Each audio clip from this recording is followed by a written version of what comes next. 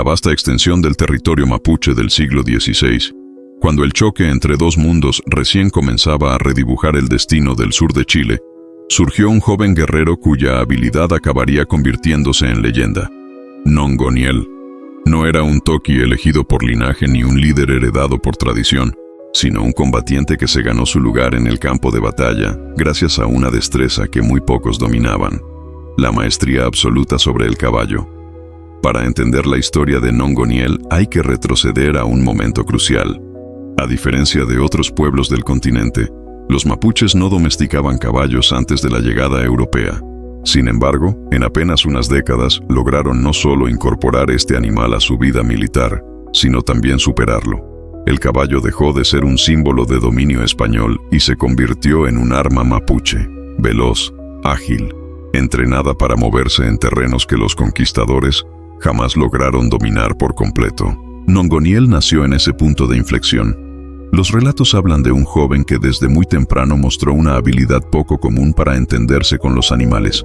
A diferencia de los jinetes españoles, formados en tácticas rígidas de caballería, Nongoniel desarrolló un estilo completamente distinto: rápido, improvisado, intuitivo. No montaba para exhibir disciplina, sino para dominar el terreno, sorprender y desbordar al enemigo con movimientos imposibles para la caballería pesada europea. Mientras los españoles entrenaban caballos acostumbrados a la formación de carga, los mapuches empezaron a criar animales ligeros, resistentes y acostumbrados a bosques, humedales y pasos estrechos. Y nadie encarnó mejor esa adaptación que él. Cuentan que Nongoniel podía girar sobre su montura a una velocidad tan brusca que dejaba descolocados a sus adversarios. No era un jinete más, era un combatiente formado por la geografía y por la urgencia de la guerra. Su ascenso comienza tras una serie de enfrentamientos menores en la zona cercana a Purén y Lumaco, donde su nombre empezó a circular entre los españoles. Al principio creían que se trataba de exageraciones. Un mapuche capaz de derrotar a jinetes entrenados en Castilla, decían algunos. Pero con el tiempo la evidencia se acumuló. Cada escaramuza donde participaba terminaba igual: la caballería española rota, dispersa o obligada a retirarse. La figura de Nongoniel se volvió tan notable que pronto fue llamado a formar parte de las avanzadas más importantes, aquellas que requerían movilidad, sigilo y velocidad. Era el jinete ideal para ese tipo de misiones. Si un capitán español se movía con 20 caballos, Nongoniel podía moverse con 3, y aún así atacarlos por sorpresa, desorganizar su formación, derribar a uno y encerrar al resto en un caos total.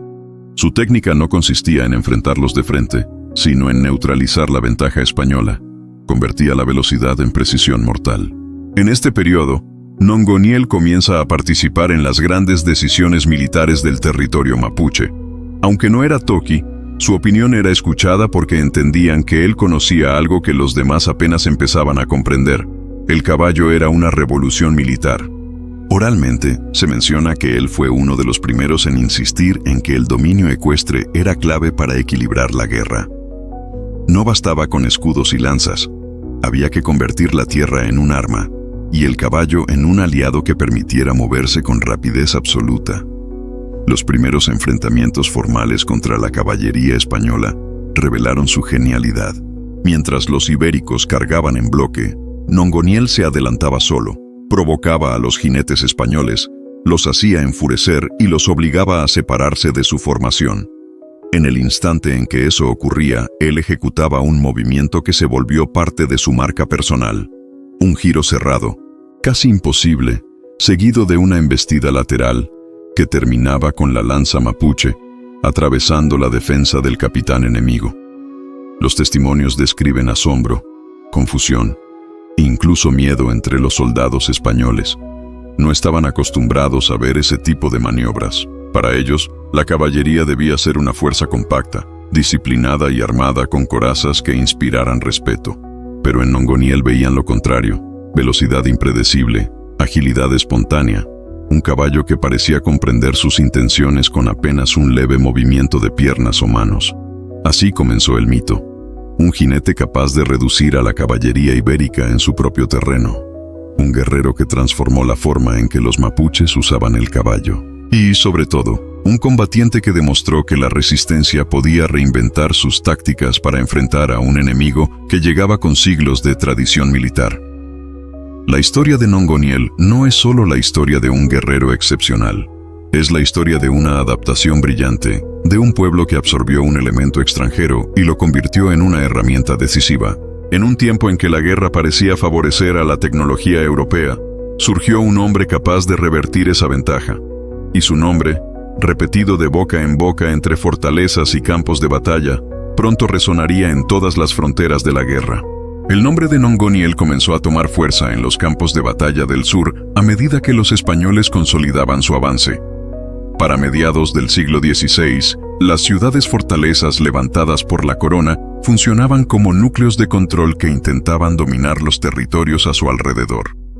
Desde allí salían patrullas montadas, expediciones rápidas destinadas a vigilar, perseguir o castigar cualquier intento de levantamiento. Pero en esa misma labor se encontraron con un adversario más veloz, más intuitivo y mucho más peligroso de lo que habían esperado. Las primeras campañas donde aparece registrado el accionar de Nongoniel corresponden a una serie de enfrentamientos en torno a rutas estratégicas entre fuertes españoles. Son episodios breves, pero decisivos. Al principio los españoles no entendían qué ocurría cuando enviaban a sus jinetes a patrullar zonas aparentemente tranquilas, y solo uno o dos regresaban exhaustos con sus monturas heridas y sin poder explicar cómo habían sido derrotados por tan pocos enemigos. Con el tiempo empezaron a repetir un mismo nombre: Nongoniel. Los relatos españoles lo describen como un combatiente que nunca atacaba donde lo esperaban. Mantenía a su caballo oculto entre matorrales, humedales o bosques espesos. Observaba a los jinetes españoles, calculaba su avance, estudiaba sus movimientos, y luego, cuando encontraba un punto débil, descendía desde un cerro, o emergía desde un sendero estrecho, para atacar con una precisión que dejaba sorprendidos incluso a sus propios aliados. En una de las primeras grandes acciones que se recuerdan, un grupo de jinetes españoles partió desde un fuerte cercano a Purén para hostigar a comunidades que se estaban reorganizando. Nongoniel los observó desde la distancia. No atacó de inmediato. Esperó a que atravesaran un terreno fangoso, donde los caballos pesados españoles se hundían ligeramente. Allí estaba su ventaja. En ese momento realizó su primera gran maniobra registrada. Dio una vuelta en arco, descendió por un flanco que los españoles creían inaccesible y los embistió con un solo movimiento que pareciera haber sido ensayado cientos de veces. Pero no era técnica europea, era otra cosa: improvisación convertida en arte. La emboscada no buscaba matar a todos los jinetes enemigos, sino desordenarlos. Cuando la caballería española se rompía, cuando los caballos quedaban sin control y los hombres intentaban reagruparse, él desaparecía, tan rápido como había llegado. Ese estilo de ataque tenía un propósito mayor: evitar que los españoles consolidaran patrullas profundas y obligarlos a reducir su radio de dominio. Era guerra psicológica, guerra del terreno, guerra de desgaste. Poco a poco, los españoles empezaron a reconocer que Nongoniel no solo era un jinete hábil, sino un estratega que conocía la tierra como si fuese una extensión de su cuerpo. En un paisaje donde los ríos se bifurcaban en humedales traicioneros, donde bosques espesos impedían las cargas directas y donde las lomas ofrecían escondites perfectos, él podía desaparecer en un segundo. La persecución se volvía inútil. Incluso los mejores capitanes comenzaron a advertirles a sus tropas que no bajaran la guardia. Si el terreno se estrecha, puede ser una trampa, decían, y casi siempre tenían razón. La reputación de Nongoniel era tal que muchos jóvenes guerreros mapuches querían seguirlo. Pero él, según la tradición oral, no buscaba ser un líder popular. Su objetivo era perfeccionar las tácticas de caballería ligera, convertirlas en una herramienta capaz de contrarrestar el peso militar europeo. Era consciente de que el choque frontal favorecía al invasor, pero que la movilidad podía cambiar todo. Por eso entrenaba a sus hombres y a sus caballos en condiciones extremas: ríos turbulentos, terrenos irregulares, subidas abruptas y descensos donde un solo error podía ser fatal. A diferencia de los españoles, que usaban espuelas, sillas rígidas y riendas gruesas, los mapuches adoptaban un estilo más libre. Montaban con gran flexibilidad, sin depender del hierro ni del cuero europeo. El caballo se volvía un compañero, no un instrumento. Ese tipo de relación permitía maniobras imposibles para las tropas hispanas, sobre todo para las cargas pesadas donde cada pieza de la armadura tenía un propósito táctico, pero reducía la movilidad. Un evento especialmente significativo ocurre en una campaña en que los españoles enviaron una fuerza combinada de caballería y arcabuceros para capturarlo. Era un reconocimiento de su valor militar. Ya no querían simplemente repelerlo, sino eliminarlo antes de que su influencia creciera aún más. La operación estaba planeada con cuidado. Avanzarían lento, vigilando a cada costado. Evitarían los pasos estrechos y se mantendrían en una formación capaz de resistir emboscadas. Pero Nongoniel no atacó. Esperó. Dejó que avanzaran kilómetros dentro de una zona de humedales donde las lluvias recientes habían dejado la tierra pesada. Los caballos españoles resbalaban, se agitaban, respiraban con dificultad.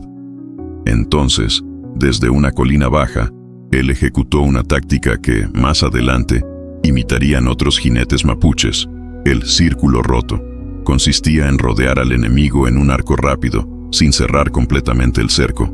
En ese espacio abierto los españoles creían ver una ruta de escape, pero si intentaban usarla, quedaban expuestos a un ataque directo. Toda la maniobra tenía como objetivo crear una sensación de inseguridad permanente.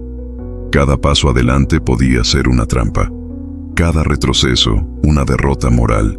Ese día, los españoles decidieron no avanzar más y se retiraron. No hubo gran batalla ni choque masivo. Fue una victoria sin combate, y eso demostraba el nivel estratégico que Nongoniel estaba alcanzando. La guerra no era solo cuestión de lanzas y espadas, era cuestión de percepción, de desgaste y de fracturar la confianza del enemigo. Para este punto, los capitanes españoles ya veían en él una amenaza mayor que muchos toquis famosos. No porque tuviera un ejército, sino porque había creado un nuevo tipo de guerra, una guerra móvil, adaptada al terreno, que desmantelaba la ventaja histórica de la caballería europea. Y eso, para un imperio que tenía en su caballería uno de sus pilares militares, era motivo suficiente para considerarlo un enemigo prioritario. En paralelo, su fama comenzó a crecer entre su propio pueblo. Los loncos y los guerreros veteranos entendieron que la guerra estaba cambiando y que Nongoniel representaba esa nueva era. No era simplemente un jinete, era el símbolo de que la resistencia podía reinventarse, tomar lo ajeno y convertirlo en propio. Y sobre esa idea se comenzaría a construir algo todavía mayor, las campañas decisivas donde su nombre pasaría de ser admirado a temido. El ascenso de Nongoniel coincidió con una etapa especialmente tensa en la Guerra de Arauco. Los españoles estaban reforzando sus ciudades-fortalezas con más soldados, más caballos y armamento traído desde Lima. Las autoridades coloniales insistían en que la única forma de estabilizar la frontera era aplastar cualquier resistencia mapuche que surgiera en los alrededores. Pero al mismo tiempo, los capitanes comenzaban a advertir que la guerra estaba cambiando. Aquello ya no era el conflicto estático de décadas anteriores, donde los enfrentamientos se daban en lugares previsibles. Ahora había un nuevo factor que no podían controlar: la movilidad extrema. Ese factor tenía nombre y lo pronunciaban con creciente frustración: Nongoniel. Durante este periodo se registran las batallas más emblemáticas del jinete mapuche. Son episodios donde su habilidad individual se combina con tácticas colectivas que comenzaron a propagarse entre los guerreros de distintos LOF. Muchos historiadores señalan que fue en estos años cuando la caballería mapuche dejó de ser una novedad adoptada del invasor para convertirse en una especialización militar propia. Nongoniel no era el único jinete, pero sí el que había comprendido su potencial completo. Uno de los primeros grandes choques ocurrió cerca de los caminos que unían los fuertes de Tucapel y Purén. Los españoles, acostumbrados a moverse en columnas pesadas, marchaban con caballos cubiertos parcialmente por protecciones de cuero endurecido. La armadura daba seguridad, pero también añadía peso. Nongoniel sabía que ese detalle podía definir la batalla. Antes del combate, reunió a un pequeño grupo de jinetes jóvenes. No era un ejército numeroso ni una fuerza ceremonial. Eran hombres elegidos por una sola razón. Eran capaces de maniobrar a toda velocidad en espacios donde un caballo español apenas podía girar. Les explicó que la batalla no se ganaría con una sola carga, sino rompiendo lentamente la formación del enemigo. El objetivo no era vencerlos de inmediato, era dividirlos hasta que pelearan desordenados y vulnerables. El informe español describe el ataque inicial como un movimiento incomprensible. Los jinetes mapuches aparecieron por el costado. Luego desaparecieron detrás de una línea de árboles. Luego reaparecieron desde otra elevación. No estaban lanzando una carga frontal. Estaban dibujando un patrón que los españoles no podían interpretar. Cada aparición era un engaño. Cada retirada, una invitación a perseguirlos. Y en ese juego de tensiones, los españoles cometieron el error que Nongoniel buscaba. Estiraron demasiado la formación. Cuando la columna quedó lo suficientemente alargada, Nongoniel ejecutó su maniobra más arriesgada. Se lanzó directamente hacia el punto donde los españoles habían dejado un hueco entre dos grupos montados. La carga fue rápida, directa y letal. No iba a desordenar, iba a cortar. El impacto psicológico fue inmediato. Muchos soldados no entendieron cómo el enemigo había logrado entrar por un espacio que ellos mismos creían cubierto. Intentaron reagruparse, pero su disciplina colapsó ante la sucesión de ataques relámpago. Esa batalla marcó el inicio de una reputación que cruzaría el territorio. Nongoniel se había convertido en un estratega capaz de leer la caballería enemiga con precisión quirúrgica. Pero su mayor prueba aún estaba por llegar. La confrontación contra un capitán español de renombre. A medida que su figura crecía, las autoridades coloniales comenzaron a inquietarse. No era común que un solo comandante indígena alterara tan profundamente la dinámica militar. Así que enviaron a un capitán experimentado, conocido por su disciplina y por su insistencia en no caer en emboscadas. Sus tropas estaban mejor entrenadas que las habituales, y su misión era clara: capturar o eliminar a Nongoniel. El capitán avanzó lentamente, respetando cada señal del terreno. No se arriesgó a entrar en bosques densos. No permitió que sus hombres persiguieran a pequeños grupos enemigos que aparecían brevemente en la distancia. Todo parecía indicar que finalmente alguien había aprendido a no caer en los engaños del jinete mapuche. Nongoniel observó aquello con gran atención. Si el enemigo no caía en trampas, entonces no podía usar las tácticas habituales. Necesitaba algo diferente. Así diseñó una ofensiva donde la clave no era la velocidad, sino la paciencia. Durante 2 días enteros mantuvo a la fuerza española bajo constante tensión. Pequeñas apariciones desde cerros, sonidos lejanos de cascos, caballos surgidos brevemente entre los árboles. Ningún ataque directo, ninguna confrontación real, solo señales, todas ambiguas, todas diseñadas para consumir la resistencia mental del enemigo.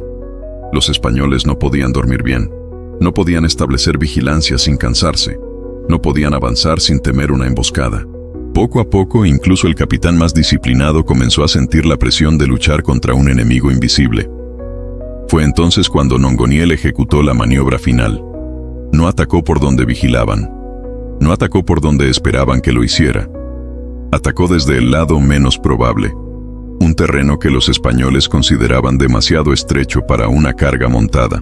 Y sin embargo, desde ahí surgió él, al frente de sus jinetes, descendiendo como si el terreno hubiera sido diseñado para esa embestida. El choque fue devastador. Los españoles intentaron responder, pero el capitán perdió el control de la formación en menos de 1 minuto. Los jinetes mapuches giraron con la agilidad que los caracterizaba. Golpearon donde el enemigo estaba desorganizado y desaparecieron antes de ser rodeados. La retirada española se convirtió en desbandada. Esa victoria consolidó su legado. A partir de ese momento, Nongoniel ya no era solo un guerrero respetado, era un enigma militar, un combatiente que había hecho retroceder a uno de los capitanes más prudentes de la frontera. Las tácticas que cambiaron la guerra. Si algo distingue a Nongoniel en este periodo es la originalidad de sus tácticas. Transformó la caballería mapuche en una fuerza ultra rápida, capaz de golpear y desaparecer. Aprovechó al máximo el conocimiento del terreno, convirtiendo cada colina, cada bosque y cada humedal en parte de su estrategia. Entendió que una batalla se ganaba antes del combate, desgastando, confundiendo y fracturando la voluntad enemiga. Introdujo el concepto de presión constante sin comprometer sus fuerzas en ataques suicidas. Incluso los cronistas españoles más hostiles reconocían que no se trataba de simple valentía. Nongoniel aplicaba un razonamiento táctico que desafiaba la lógica militar europea del siglo XVI. El temor que comenzó a recorrer los fuertes. Con cada derrota, los españoles reforzaban sus defensas, pero también crecían los rumores sobre Nongoniel. Decían que podía aparecer donde nadie lo esperaba, que su caballo no dejaba huella, que podía cruzar pantanos sin hundirse, que sabía exactamente cuándo atacar, incluso si el enemigo se escondía. Esas historias, exageradas o no, revelan una realidad. La moral española estaba siendo golpeada de un modo que las armas no podían resolver. Los jinetes que volvían derrotados relataban que no habían sido vencidos por un ejército grande, sino por un hombre que parecía anticiparse a cada movimiento. La simple idea de enfrentarlo comenzaba a inquietar a los soldados. Y eso, en una guerra tan larga y agotadora, era una ventaja enorme. A medida que la fama de Nongoniel crecía, también aumentaba la presión sobre él. No solo por parte de los españoles, que lo consideraban un objetivo prioritario, sino también por la responsabilidad que cargaba en su propio territorio. Muchos Lov comenzaban a mirar hacia él como un ejemplo de resistencia. Un líder no por cargos formales, sino por mérito directo en el campo de batalla. Ese reconocimiento, aunque poderoso, también traía consigo una enorme carga: mantener viva la moral colectiva en una guerra que parecía no tener fin. Durante este periodo se vivió una de las escenas más tensas de su vida militar: la preparación para un asalto español que, según muchos relatos, fue uno de los mayores intentos de avance en esa zona del conflicto. Los españoles querían detener la influencia de Nongoniel a toda costa. Para ello, reunieron a varias compañías con jinetes veteranos, arcabuceros entrenados y refuerzos recién llegados desde el norte. Era un movimiento grande, costoso y cuidadosamente planeado. Pero Nongoniel nunca fue un comandante que se dejara sorprender. Sus vigías, jóvenes expertos en leer el movimiento de los caballos, el humo, los ruidos y las señales del amanecer, detectaron el avance español cuando aún se encontraba a gran distancia. Con esa información, el jinete comenzó a trazar una estrategia que no buscaba una confrontación directa de inmediato, sino moldear la batalla desde mucho antes de que los primeros disparos resonaran. La trampa de la llanura escondida. Al conocer la ruta de avance española, Nongoniel eligió un sector donde el terreno parecía amplio y accesible, pero ocultaba pequeños desniveles y depresiones cubiertas por vegetación baja.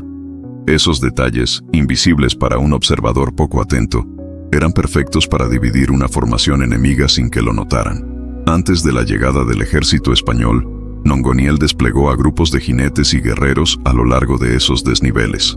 No eran escuadrones numerosos, sino seleccionados. Su función no era iniciar la batalla, sino actuar como bisagras estratégicas, fuerzas que obligaran a los españoles a cambiar su ritmo y su estructura sin que se dieran cuenta. Cuando el ejército enemigo entró en la llanura, lo hizo con la seguridad que siempre sentían en espacios abiertos.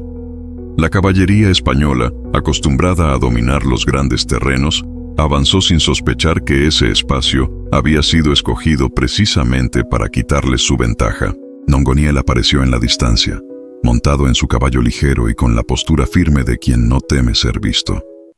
Esa visión activó la reacción que él esperaba.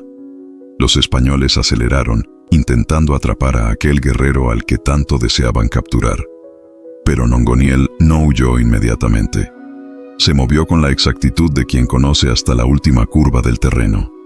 Dejó que los españoles se acercaran, y cuando estuvieron lo suficientemente comprometidos, giró bruscamente hacia un costado. Fue entonces cuando comenzó la fractura. La caballería española, pesada y menos ágil, no pudo seguir el giro con la misma rapidez. Los primeros rangos se extendieron hacia adelante, los últimos quedaron retrasados, y en cuestión de segundos la formación dejó de ser compacta. Eso le dio a Nongoniel el momento que necesitaba. Desde los desniveles y las depresiones surgieron grupos de jinetes mapuches. No eran numerosísimos, pero sí estaban colocados exactamente donde debían. Atacaron los flancos expuestos, golpearon y se replegaron antes de que el enemigo pudiera reaccionar. Cada pequeño ataque sumaba al caos general.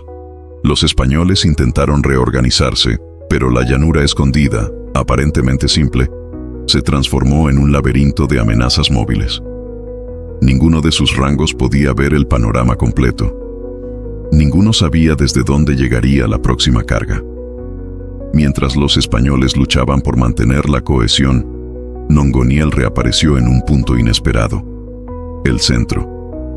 Fue una carga corta, concentrada, pero diseñada para quebrar la moral más que la carne. Cuando los soldados, ya exhaustos, vieron al guerrero que creían estar cazando aparecer justo donde menos debía estar, el efecto psicológico fue devastador. El repliegue español y la noche que cambió su reputación. Después de horas de maniobras, emboscadas y movimientos envolventes, el ejército español decidió retirarse. No habían sido derrotados en una batalla convencional. Habían sido superados en estrategia, en lectura del terreno y, sobre todo, en el dominio absoluto de la caballería ligera. Esa noche, los informes españoles describen algo inusual. Un ejército que no se retiraba por una derrota física, sino porque había perdido la capacidad de seguir luchando contra un enemigo que siempre parecía un paso más adelante. La figura de Nongoniel quedó fijada en esos documentos como un comandante de percepción extraordinaria, más parecido a un explorador maestro que a un guerrero común. Para los Lof mapuches, esa batalla confirmó que Nongoniel no era simplemente un jinete habilidoso. Era un estratega en toda regla. Un hombre capaz de leer los movimientos del enemigo antes incluso de que ocurrieran. Su nombre comenzó a contarse entre los grandes expertos ecuestres de la resistencia. La filosofía detrás del guerrero A. Diferencia de otros líderes militares, Nongoniel no dejó frases épicas registradas, ni tratados, ni discursos escritos. Su pensamiento se reconstruye a partir de su actuar. Y lo que su actuar revela es profundo. Creía en la movilidad como fuerza fundamental. Nunca buscó fortificar un punto por mucho tiempo. Sabía que la vida dependía del movimiento. Comprendía que la guerra era también psicológica. Antes de desgastar los cuerpos del enemigo, desgastaba su percepción y su voluntad. Pensaba en términos de largo plazo. Muchas de sus batallas no tenían como objetivo una victoria inmediata, sino limitar y retrasar el avance español, manteniendo la independencia de los territorios mapuches. No veía el caballo como un símbolo, sino como una herramienta sagrada. El binomio jinete-caballo, en su caso, era una unidad indisoluble. Una dupla afinada hasta un nivel pocas veces visto en la guerra de Arauco. El final de su trayectoria sobre el destino final de Nongoniel, las crónicas no son totalmente claras. Como ocurre con muchos líderes mapuches de la época, su figura se diluye en el tiempo sin un registro definitivo. Algunos relatos indican que siguió luchando durante varios años, dirigiendo pequeñas escuadras de jinetes que operaban como mensajeros y fuerzas de reacción rápida.